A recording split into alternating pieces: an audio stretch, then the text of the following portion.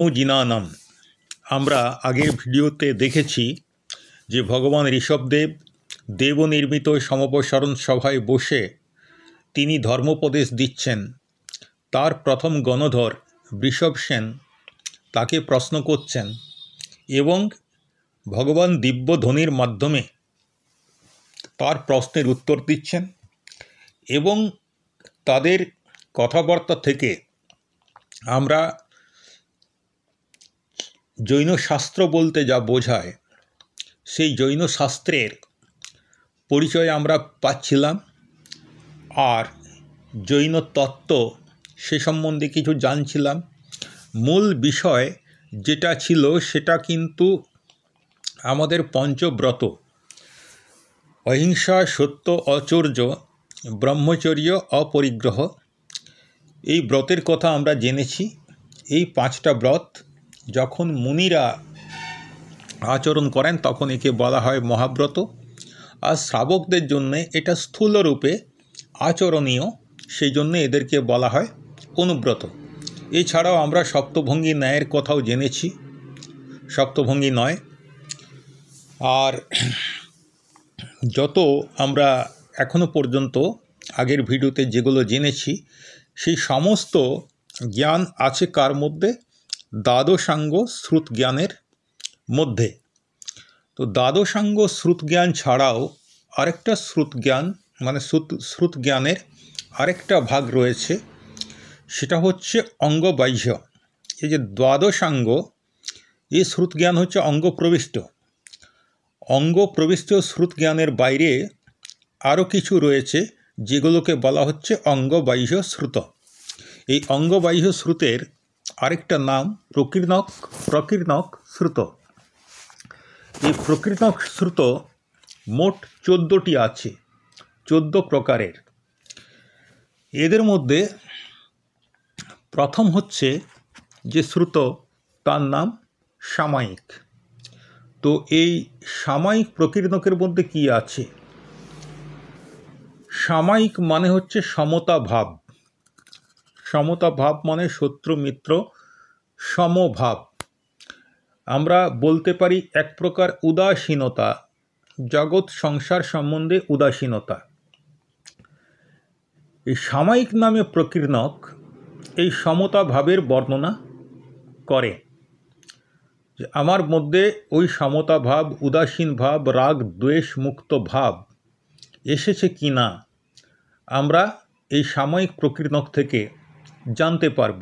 এই প্রকীর্ণক শত্রু মিত্র তথা সুখ দুঃখ ইত্যাদিতে রাগ দ্বেষ পরিত্যাগ করে সমতা ভাবের বর্ণন করেছে। অনেকটা আমাদের শ্রীমদ্ ভগবদ্ গীতার সেই শ্লোকটার মতো, দুঃখেষ্বনুদ্বিগ্নমনা সুখেষু বিগত স্পৃহ বীতরাগ ভয়ক্রোধ স্থিতধি মুনিরুচ্যতে। তো এটা গেল সামায়িক। সামায়িকের মূল কথা হচ্ছে ওটাই। দ্বিতীয় হচ্ছে জিনস্তব নামক প্রকীর্ণক। দ্বিতীয় প্রকীর্ণক বা অঙ্গবাহ্য শ্রুতের আরেকটা নাম হচ্ছে জিনস্তব। তো এতে 24 জন তীর্থঙ্করের স্তুতি করা হয়েছে। আমরা বলতে পারি যে তীর্থঙ্কর যে অনন্ত 24, তার মধ্যে এই বর্তমান অবসরপিনীর যে 24 জন তীর্থঙ্কর, তাদের স্তব স্তুতি এটা জানতে গেলে আমাদেরকে জিনস্তব নামক দ্বিতীয় প্রকীর্ণক জানতে হবে। তৃতীয় প্রকীর্ণক হচ্ছে বন্দনা। এখানে যারা আমাদের বন্দনীয় অর্থাৎ পঞ্চপরমেষ্ঠী, অরিহন্ত, সিদ্ধ, আচার্য, উপাধ্যায় এবং সাধু, এই 5 জন পরমেষ্ঠী, তো এদেরকে কিভাবে বন্দনা করব তার বিধি নিয়ম বর্ণনা করা হয়েছে। এটা হচ্ছে বন্দনা নামক তৃতীয় প্রকীর্ণকে। চতুর্থ প্রকীর্ণকের নাম হচ্ছে প্রতিক্রমণ। এখানে দ্রব্য, ক্ষেত্র, কাল ইত্যাদি সাপেক্ষে আমরা যদি কোনো পাপ করে থাকি, পাপ তো আমরা করি, তো পাপকে শুদ্ধ কিভাবে করব, সেই যেভাবে করব সেই পদ্ধতিটার নাম হচ্ছে প্রতিক্রমণ। তো যে অঙ্গবাহ্য শ্রুতে এই প্রতিক্রমণের বর্ণনা দেয়া আছে, কিভাবে প্রতিক্রমণ করতে হয়, তো সেই শ্রুতটার নামই প্রতিক্রমণ। পঞ্চম যে প্রকীর্ণক, এটার নাম হচ্ছে বৈনয়িক। তো এই বৈনয়িক নামক পঞ্চম প্রকীর্ণক, এখানে কিসের বর্ণনা আছে? এখানে বিনয়ের বর্ণনা আছে। বিনয় কাকে বলবো, বিনয়ের লক্ষণ কি, বিনয়ের বৈশিষ্ট্য কি, এগুলো যেরকম রয়েছে সেরকম বিনয়ের 4টে ভাগ আছে। দর্শন বিনয়, 4টে নয় 5টা ভাগ আছে। দর্শন বিনয়, জ্ঞান বিনয়, চারিত্র বিনয়, তপ বিনয় এবং উপচার বিনয়। এই 5 প্রকারের বিনয়ের এখানে বর্ণনা করা হয়েছে। এরপর ষষ্ঠ প্রকীর্ণকের নাম হচ্ছে কৃতিকর্ম। তো এখানে কৃতিকর্মের উত্তম বিধি বর্ণনা করা হয়েছে। কৃতিকর্ম কীরকম, উদাহরণ হিসাবে বলা যেতে পারে, যেমন সাময়িক করার সময় 4 প্রকারের শিরোন্নতি, কীভাবে মস্তককে আমাদের ঝুঁকাতে হয়, মন বচন কায় দ্বারা শুরুতে এবং শেষে 2বার দণ্ডবত নমস্কার করতে হয়, 12টি আবর্ত রচনা করতে হয়। এই ধরনের যে বিধি, সেই বিধির বর্ণনা করা রয়েছে কৃতিকর্ম নামক আমাদের ষষ্ঠ অঙ্গবাহ্য শ্রুতে বা প্রকীর্ণক শ্রুতে। এরপরে রয়েছে দশবৈকালিক। তো দশবৈকালিক সূত্রের মূল বিষয়টা হচ্ছে মুনিচর্যা। দশবৈকালিক সূত্রের রচনার পিছনে একটা আকর্ষণীয় অথচ অত্যন্ত দুঃখজনক একটা গল্প আছে। তো সেটা, এই গল্পটা এই মুহূর্তে বলার কোনো প্রয়োজন নেই। দশবৈকালিক সূত্রে রয়েছে মুনিচর্যার বিষয়, মুনিরা কিভাবে তারা আচরণ করবে। যেমন একটা উদাহরণ, মুনিদেরকে গোচরী বৃত্তি গ্রহণ করতে হবে। গোচরী মানে গরু যেভাবে চরে সেইভাবে মুনিদেরকে আহার সংগ্রহ করতে হবে। সংগ্রহ করতে হবে মানে সঞ্চয় করা নয়, প্রয়োজনের সময় সে আহার গ্রহণ করা, এটা সেইভাবে করতে হবে। তো গোচরী কেন বলা হচ্ছে, কারণ গরু যখন চরে তখন গরু এক জায়গায় ঘাসগুলোকে খেয়ে শেষ করে না, সে এখানে একটু ঘাস খায়, আবার একটু এগিয়ে গিয়ে আরেক জায়গায় একটু ঘাস খায়। ফলে দেখা যায় কি, গরু যেখানে চরে সেখানে ঘাস কোনো দিনই শেষ হয় না। তো একজন মুনি যখন আহারের সন্ধানে বেরোবেন তখন তিনি ওইভাবেই একটা ঘরে খাবেন না। উনি একটা ঘরের দরজায় দাঁড়াবেন, আর হাতই তার হচ্ছে ভোজনপাত্র। সে হাতে যদি গৃহকর্তা শ্রাবক যদি খাবার দেন এবং শুদ্ধ চিত্তে যদি খাবার দেন, খাবার যদি প্রাসুক্ত হয়, শুদ্ধ হয়, তাহলে উনি গ্রহণ করবেন। তারপর উনি সেখান থেকে চলে যাবেন আরেকটা বাড়িতে। এইভাবে বিভিন্ন বাড়ি বাড়ি ঘুরে তিনি সবার কাছ থেকে অল্প অল্প নিয়ে তার পেট ভরাবেন। এইটা হচ্ছে গোচরী। তো এই সব বিভিন্ন বিষয়, মুনিচর্যার বিভিন্ন বিষয়, মুনিবৃত্তির বিভিন্ন বিষয়, সেগুলো আলোচনা হয়েছে দশবৈকালিক সূত্রে।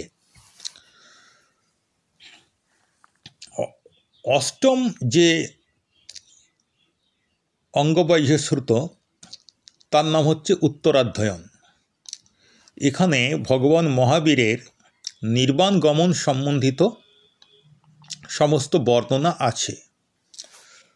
কল্প ব্যবহার নামক নবম প্রকীর্ণক, তাতে রয়েছে তপস্বীদের করণীয় যে কাজ তার বিধি নিয়ম। তপস্বীদের যে যে কাজগুলো করা উচিত সেগুলো বর্ণনা করা হয়েছে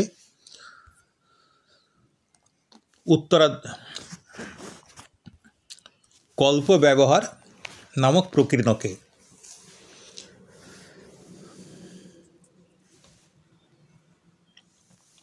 একটু ভুল হয়েছে, উত্তরাধ্যয়ন পরবর্তীকালের কথা। তো স্বাভাবিকভাবেই উত্তরাধ্যয়ন নামে যে অষ্টম প্রকীর্ণক শ্রুত রয়েছে, এতে ভগবান মহাবীরের নির্বাণ সম্বন্ধী কথন করা হয়েছে। কল্প ব্যবহার নামক নবম প্রকীর্ণকে তপস্বীদের করার যোগ্য যেসব বিধি তার বর্ণনা করা হয়েছে, এবং যদি যেগুলো করা উচিত নয়, ঘটনাচক্রে যদি সেরকম কাজ হয়ে যায়, কোনো তপস্বীর দ্বারা যদি সেরকম কাজ করা হয়ে থাকে অজান্তেই বা বাধ্য হয়ে, তো সেখানে প্রায়শ্চিত্ত করতে হয়। সেই প্রায়শ্চিত্তের বিধিও কল্প ব্যবহার নামক নবম এই প্রকীর্ণকে বর্ণনা করা আছে। এরপর 10 নম্বর যে প্রকীর্ণক শ্রুত রয়েছে সেটাকে বলা হচ্ছে কল্পাকল্প। এখানে একদম পরিষ্কার করে আমাদের কাজকর্মকে দুটো ভাগে ভাগ করে দেওয়া হয়েছে, একটা যা করণীয় আর একটা অকরণীয়। সেখানে করার যোগ্য কাজ এবং না করার যোগ্য কাজ সুস্পষ্ট রূপে নিরূপণ করা হয়েছে। এটা হচ্ছে কল্পাকল্প নামক 10ম প্রকীর্ণকে। একাদশ প্রকীর্ণকের নাম হচ্ছে মহাকল্প। এই মহাকল্প নামক একাদশ প্রকীর্ণকে মুনিদের দ্রব্য, ক্ষেত্র এবং কালের সাপেক্ষে করণীয় যোগ্য কার্যের উল্লেখ আছে। দ্বাদশ প্রকীর্ণক হচ্ছে পুণ্ডরিক। এখানে উপপাদের বর্ণনা করা হয়েছে। আমরা যারা জৈন তত্ত্ব একটু আধটু জানি, আমরা জানি যে দেবতাদের আমাদের মতো জন্ম হয় না, তাদের জন্মকে বলা হয় উপপাদ জন্ম। তো সেই উপপাদ্যের বিষয়ে আলোচনা করা হয়েছে দ্বাদশ যে অঙ্গবাহ্য শ্রুত সেই পুণ্ডরিকে। ত্রয়োদশ প্রকীর্ণকের নাম হচ্ছে মহাপুণ্ডরিক। আগেরটায় পুণ্ডরিকে ছিল উপপাদ জন্মের বিষয়ে, এখানে বিশেষভাবে এই মহাপুণ্ডরিকে শুধুমাত্র দেবীদের উপপাদ জন্মের বিষয়ে বর্ণনা করা হয়েছে। আর সবচাইতে শেষ যে চতুর্দশ অঙ্গবাহ্য শ্রুতের যে শেষ শ্রুত, তার নাম হচ্ছে নিষিদ্ধ। তো এই নিষিদ্ধ হচ্ছে সেই শ্রুত যাতে প্রায়শ্চিত্ত বিধির বর্ণনা করা হয়েছে। তাহলে আমরা আগের ভিডিওতে জেনেছিলাম অঙ্গ প্রবিষ্ট শ্রুত, আর এখন আমরা জানছি অঙ্গবাহ্য শ্রুত। তো অঙ্গবাহ্য শ্রুত যে 14 রকমের সেটা আমরা জানলাম। 14 রকমের অঙ্গবাহ্য শ্রুতের নাম কি সেটাও আমরা জানলাম, এবং তার বিষয়বস্তু কি সেগুলোও জানলাম। এই সমস্ত শ্রুতকে একসঙ্গে বলা হয় শ্রুত জ্ঞান। তো শ্রুত জ্ঞান আবরণীয় কর্মের ক্ষয় এবং উপশমে আমাদের এই শ্রুতজ্ঞান হতে পারে। মানে আমাদের যে 8 প্রকারের কর্ম বলা হয়, তার মধ্যে 4টে ঘাতী কর্ম, 4টে অঘাতী কর্ম। তো ঘাতী কর্মের মধ্যে প্রথমেই আসছে জ্ঞান আবরণীয় কর্ম। এই যতদিন জ্ঞান আবরণীয় কর্ম থেকে আমরা মুক্ত হতে না পারব, ততদিন আমরা কিন্তু শ্রুতজ্ঞান উপলব্ধি করতে পারবো না। তো জ্ঞান আবরণীয় কর্মের অনেকগুলো ভাগ আছে, তার মধ্যে একটা হচ্ছে শ্রুত জ্ঞান আবরণীয় কর্ম। শ্রুত জ্ঞান আবরণীয় কর্মকে যদি আমরা তপস্যার দ্বারা তাকে ক্ষয় করে দিতে পারি অথবা তাকে যদি উপশমিত করতে পারি, একমাত্র তখনই আমরা শ্রুত জ্ঞান উপলব্ধি করতে পারব। কিন্তু শ্রুত জ্ঞান হওয়ার সাধন হচ্ছে মতিজ্ঞান।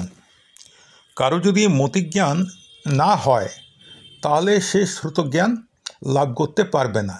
তাহলে এখানে শ্রুত জ্ঞান, মতিজ্ঞান এইসব কথা বলছি, তো তাহলে জ্ঞানের অনেকগুলো রকম ফের আছে নিশ্চয়ই। তো আমরা এখানে দেখছি যে জ্ঞান মোট 5 রকমের। তো 5 রকমের মধ্যে প্রথম জ্ঞানটা আমরা প্রথমে পড়িনি, আমরা দ্বিতীয় জ্ঞান যেটা, সেটা হচ্ছে শ্রুত জ্ঞান, তার কথা আমরা চর্চা করেছি।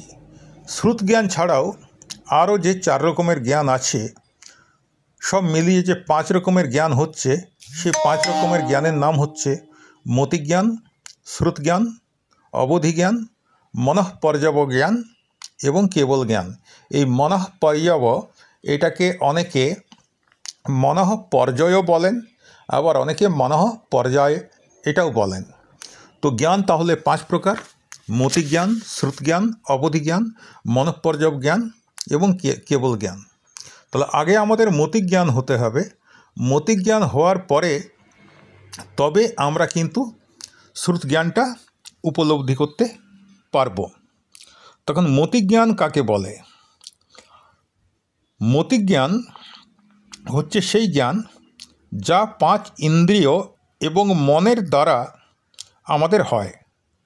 5 ইন্দ্রিয় এবং মন দিয়ে যে জ্ঞানের উৎপন্ন হয় সেই জ্ঞানকে বলা হয় মতিজ্ঞান। এটা মতিজ্ঞান, শ্রুত জ্ঞান এগুলো হচ্ছে পরোক্ষ জ্ঞান। পরোক্ষ জ্ঞান মানে এই জ্ঞান অর্জন করার জন্য আমাদেরকে ইন্দ্রিয়ের সাহায্য নিতে হয়। আত্মা ইন্দ্রিয়ের সাহায্য ছাড়া সরাসরি এই জ্ঞানগুলো অর্জন করতে পারে না, ফলে এদেরকে বলা হয় পরোক্ষ জ্ঞান। আর আত্মা ইন্দ্রিয়ের সাহায্য ছাড়াই যখন সরাসরি জ্ঞান লাভ করে সেটা হচ্ছে প্রত্যক্ষ জ্ঞান। আমাদের এই যে পরোক্ষ জ্ঞান, এটাকে জানতে গেলে আমাদের চক্ষু, কর্ণ, নাসিকা, জিহ্বা, ত্বক এবং মন এগুলোর সাহায্য নিতে হয়।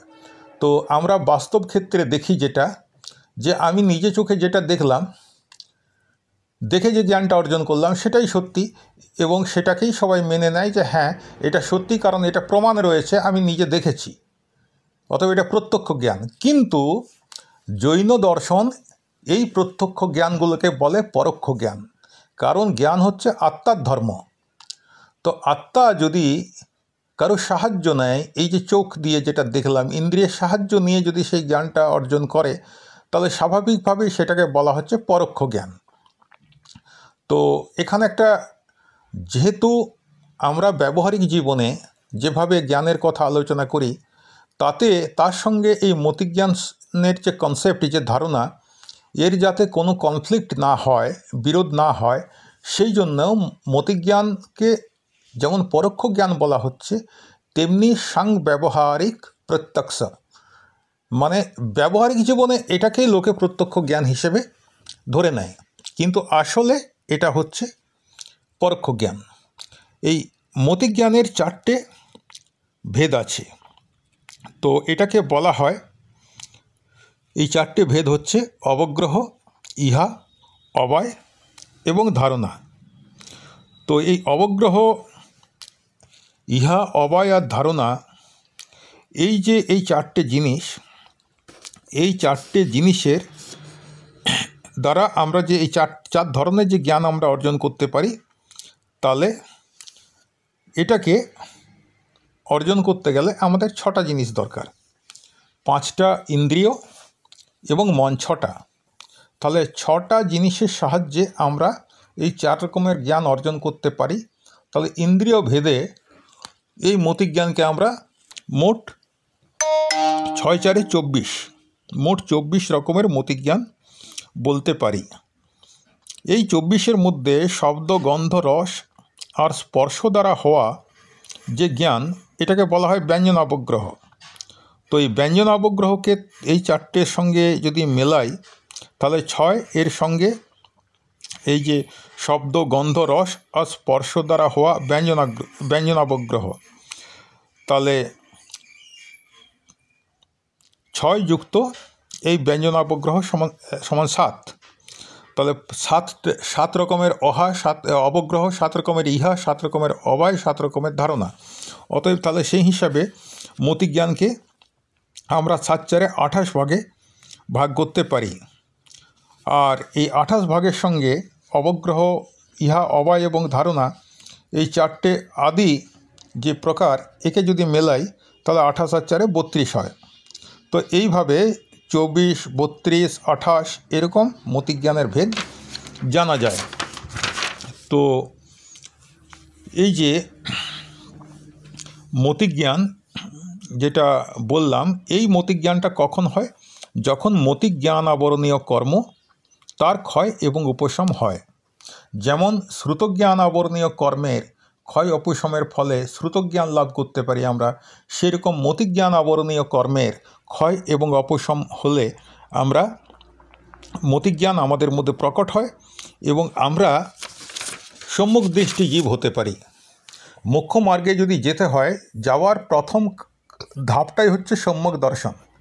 সম্যক দর্শন যদি আমার না হয়, আমি যতই জিনেন্দ্র ভগবানের পুজো করি, যতই সাময়িক প্রতিক্রমণ করি, আমার কোনো লাভ হবে না।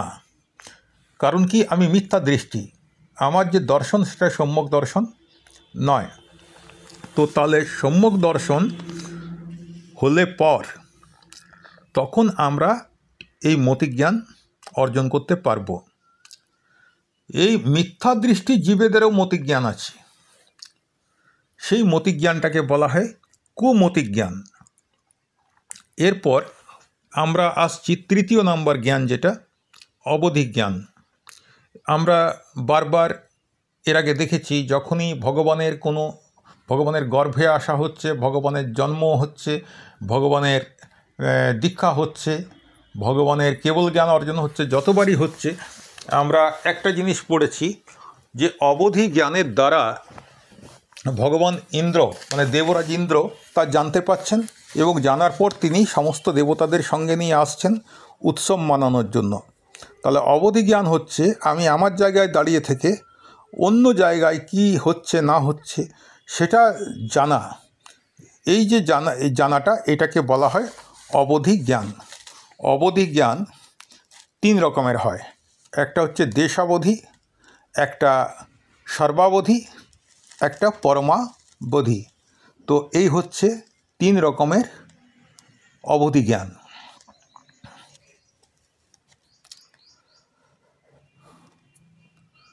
যে অবধি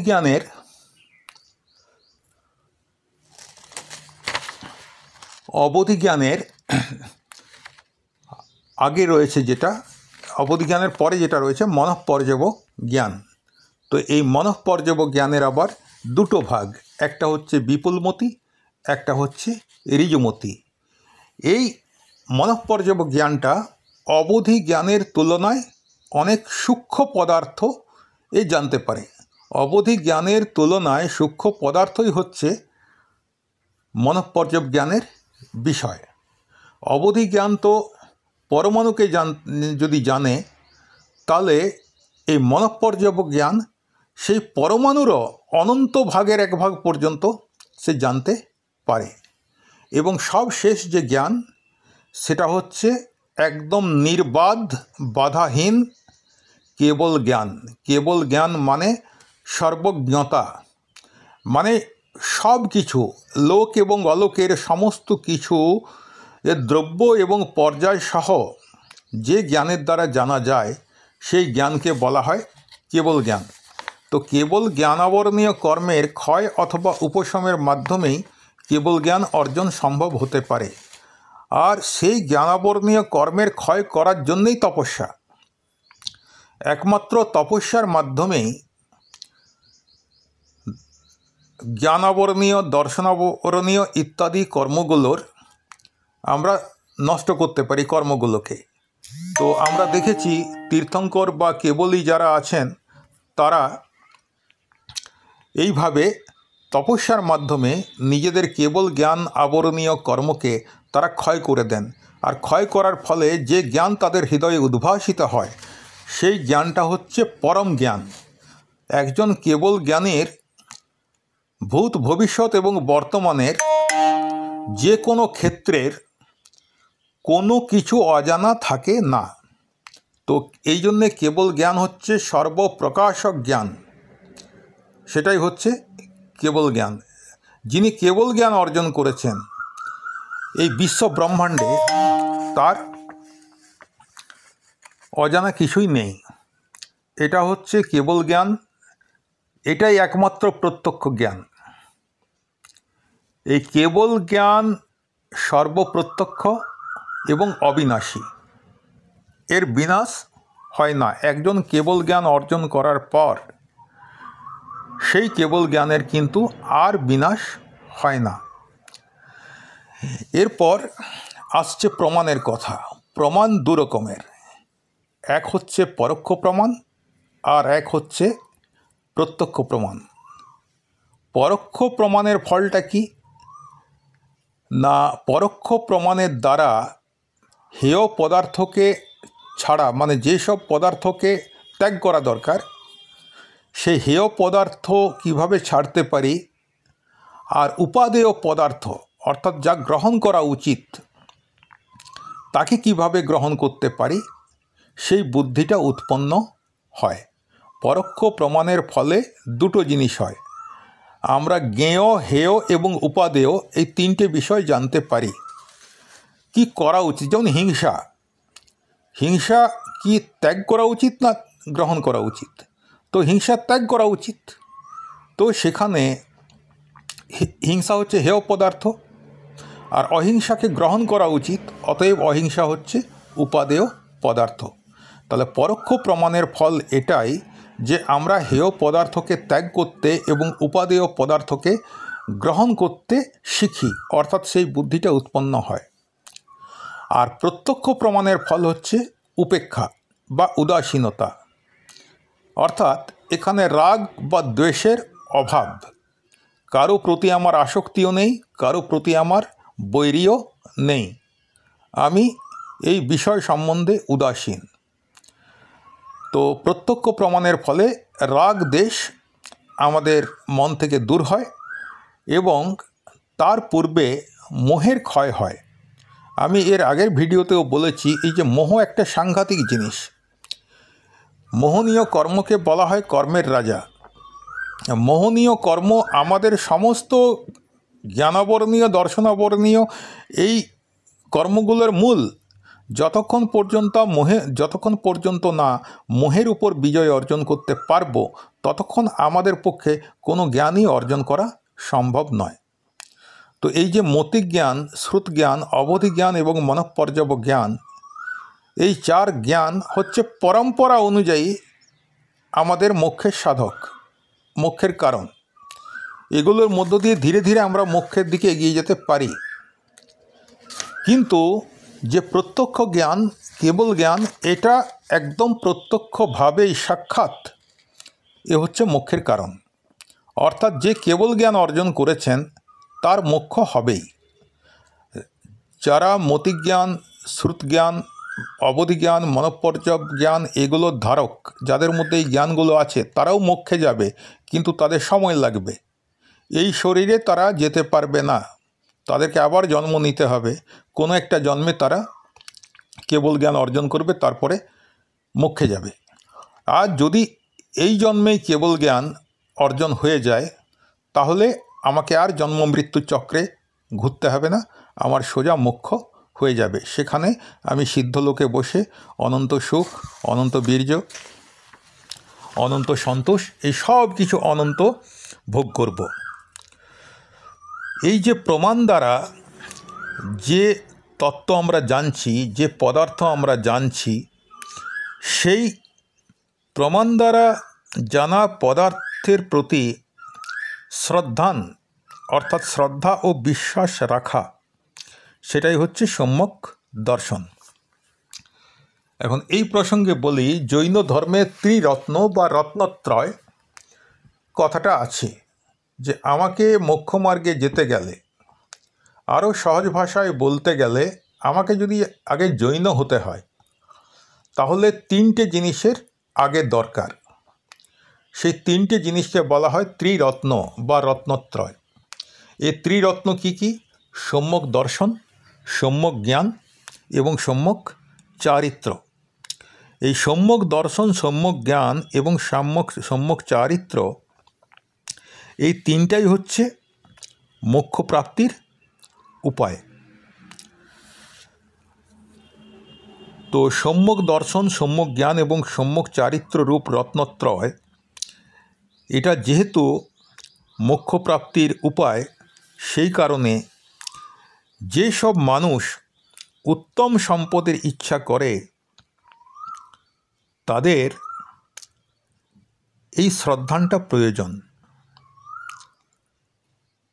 এবং তার সঙ্গে সঙ্গে সেই পদার্থের, সেই ধারণার উপর যে বিশ্বাস, শ্রদ্ধান, এইটা হওয়ার পরে সেই অনুযায়ী তাকে আচরণ করতে হবে। তবে সম্যক জ্ঞান আমরা জানলাম মূলত শ্রুত জ্ঞান, আর সম্যক দর্শন হচ্ছে সেই জ্ঞানের প্রতি শ্রদ্ধা, আর সম্যক চারিত্র হচ্ছে সেই অনুযায়ী আচরণ করা। এই 3টে জিনিস, সম্যক দর্শন, সম্যক জ্ঞান এবং সম্যক চারিত্র, এগুলো নিজের জীবনে বৃদ্ধি করে আমরা মোক্ষের পথে অগ্রসর হতে পারি। এই 3টে রত্নের থেকে বড় না কিছু ছিল, না কিছু আছে বা না কিছু হবে। এই 3টাই হচ্ছে সব কিছুর সার।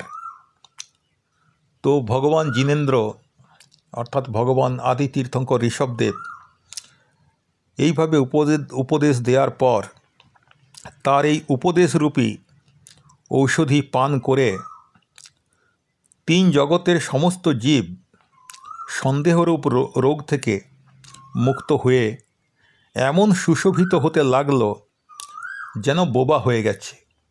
যেন বোবা হয়ে গেছে নয়, বোবা হয়ে গেছে মানেটা আবার যদি করি, যেন এরা এখনই মোক্ষ লাভ করে গেছে, অর্থাৎ তারা অনন্ত সুখী হয়ে গেছে ভগবানের ধর্মদেশনা পাওয়ার পর, এরকমটাই তখন মনে হচ্ছিল। তো সেই কৃতযুগে জীবেরা যারা আগের থেকেই এই রত্নত্রয় ধারণ করেছিল, অর্থাৎ যাদের মধ্যে আগে থেকেই সম্যক দর্শন, সম্যক জ্ঞান এবং সম্যক চারিত্র যাদের মধ্যে আগে থেকেই ছিল, তো তারা ভগবানের দিব্যধ্বনি শোনার পর তাদের সেই ধারণা, সেই ভাবনা আরও দৃঢ় হয়ে গেল। তখন বহু সংখ্যক মানুষ, প্রচুর মানুষ মুনিধর্ম গ্রহণ করল এবং প্রচুর মানুষ শ্রাবক ধর্মে দীক্ষা নিয়ে সম্যক দর্শন ইত্যাদি গুণে যুক্ত হয়ে সুশোভিত হতে লাগলো। তো এখানে একটা জিনিস বলার আছে যে অনেকে মুনিধর্ম স্বীকার করলো, অনেকে গৃহস্থ ধর্ম স্বীকার করলো। তো এটা কেন? কারণটা হচ্ছে যে সবার সব কিছু করার ক্ষমতা থাকে না। মুনি হতে গেলে আমার বিভিন্ন প্রকারের পরিসহ এবং উপসর্গ জয় করার ক্ষমতা থাকতে হবে। তো সবার মধ্যে সেই ক্ষমতাটা যে থাকে না, সেটা আমরা এর আগে দেখেছি। ভগবান ঋষভদেব যখন দীক্ষা নিচ্ছেন তখন তার সঙ্গে তার যারা অনুগত, সেরকম 4,000 রাজা, তারাও মুনি দীক্ষা নিয়েছিলেন। কিন্তু তারপরে তারা ক্ষুধা পরিসহ এবং তৃষ্ণা পরিসহ তারা সহ্য করতে পারেননি। ফলে তারা আমাদের যে মোক্ষ মার্গ, সেই মোক্ষ মার্গে চলতে পারেননি, তাদেরকে কুমার্গে যেতে হয়েছে। আমরা শেষ পর্যন্ত দেখেছিলাম যেটা, যে তারা গাছের বলগল পরিধান করে ফলমূল ইত্যাদি খেতে শুরু করেছিল, নদীর জল পান করতে শুরু করেছিল, স্নান করতে শুরু করেছিল। তো এটা কুমার্গ। তো সেক্ষেত্রে যেটা উচিত, আমার যখন ক্ষমতা নেই মুনিধর্ম পালন করার, তখন আমার পুণ্যের বা আমার মোক্ষের দিকে এগিয়ে যাওয়ার যেটা প্রথম রাস্তা, সেটা হচ্ছে শ্রাবক ধর্ম অঙ্গীকার করা, শ্রাবকের বিভিন্ন আচার আচরণ পালন করা। এবং আমি যদি যথাযথ রূপে শ্রাবক ধর্ম পালন করতে পারি, বলা যায় না হয়তো এই জন্মেই কয়েক বছর পর আমার মধ্যে মুনিদের উপর যেসব পরিসহ হয় সেই পরিসহ জয় করার ক্ষমতা আসতেও পারে, তখন আমি মুনি ধর্ম গ্রহণ করতেই পারি। তো সেই জন্য প্রত্যেকটা মানুষ নিজেকে যাচাই করে নিয়ে যে আমার পক্ষে কোনটা করা সম্ভব, সেই হিসেবে অনেকে মুনি ধর্মে দীক্ষা নিলেন আর অনেকে শ্রাবক ধর্মে দীক্ষা নিলেন। তো এই শ্রাবক ধর্ম এবং মুনি ধর্ম গ্রহণ করে মানুষেরা সম্যক দর্শন ইত্যাদি গুণে যুক্ত হয়ে সুশোভিত হতে লাগল। নির্মল সম্যক দর্শন এবং সম্যক জ্ঞান যাদের আছে, সেই চার নিকায়ের দেব, চার প্রকারের দেবতা, চতুর্বিদ সংঘের সঙ্গে যুক্ত, চতুর্বিধ সঙ্গ মানে সাধু সাধ্বী, শ্রাবক এবং শ্রাবিকা। তো এই চতুর্বিদ সঙ্গের সঙ্গে যুক্ত এবং সারা পৃথিবীতে বিহার করার জন্য উদ্যত শ্রী জিনেন্দ্র ভগবানকে তারা প্রণাম করে নিজের ঘরে চলে গেল। তো এদের মধ্যে বহু রাজা তারা শ্রাবক ধর্ম গ্রহণ করেছিলেন, তারা গৃহস্থাশ্রমে থেকেই ধর্ম পালন করবেন। তো তাদের মধ্যে প্রধান ছিলেন ভগবান ঋষভদেবেরই পুত্র চক্রবর্তী সম্রাট ভরত। তিনি ভগবানের পুজো করে তার সঙ্গে যেসব উচ্চকুলে জন্মগ্রহণ করা যেসব রাজারা ছিলেন, সেই রাজাদেরকে সঙ্গে নিয়ে তিনি অযোধ্যায় ফিরে এলেন। তাহলে ভগবানের যে ধর্ম দেশনা এবং সেই সংক্রান্ত